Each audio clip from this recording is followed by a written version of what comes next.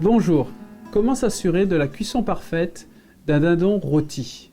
Nous allons utiliser pour cela un thermomètre. En même temps, je vais vous donner une petite recette pour un bon dindon rôti. Nous allons maintenant préparer le dindon pour le rôtir. Nous allons commencer par couper les bouts d'ailes qui auront tendance à brûler pendant la cuisson.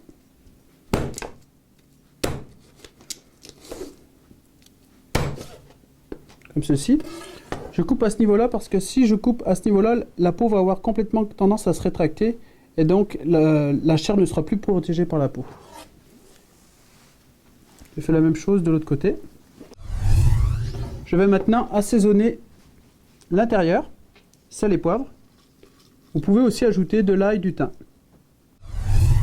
Ensuite, nous allons glisser de l'huile légèrement assaisonnée avec sel, poivre et des herbes sous la peau en massant la chair.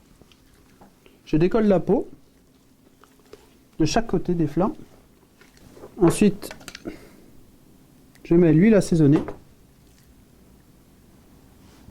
L'huile va permettre de nourrir le dindon pendant la cuisson. Je rajoute 2 tranches de citron sur chaque face. Le citron va parfumer légèrement le dindon. On ficelle. Pour ficeler, j'ai pris une ficelle que j'ai doublée pour qu'elle ne se défasse pas pendant la cuisson. Donc je commence par prendre au niveau de mes ailes, dans l'angle de mes ailes comme ceci. Je tire, je glisse le long de mes cuisses, je suis comme ceci. Je fais un double nœud, je serre très fort. Une fois que j'ai serré très fort, je fais un demi-tour. La ficelle tient toute seule. Je finis par entourer mes cuisses et je tourne mon dindon.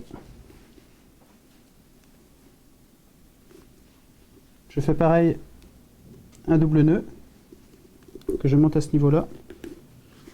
Je serre très fort. Je serre et je finis mon nœud. Le dindon est maintenant prêt à être mis au four. Le four doit être à 180 degrés Celsius. La durée de cuisson dépend de la grosseur du dindon. Nous allons utiliser un thermomètre pour juger de la cuisson. Et maintenant, au four. Nous allons maintenant vérifier la cuisson du dindon. Il vous faut pour ça le thermomètre. Il faut sonder au niveau de la cuisse et vérifier que la cuisson à cœur atteigne 85 degrés Celsius. Il faut faire attention de ne pas toucher l'os de la cuisse. Le dindon n'est pas encore cuit. J'en profite pour l'arroser. Il faut arroser le plus souvent possible le dindon pour éviter qu'il se dessèche. On continue la cuisson au four. Je vais vérifier maintenant la cuisson de mon dindon. Je pique toujours dans la cuisse sans toucher l'os.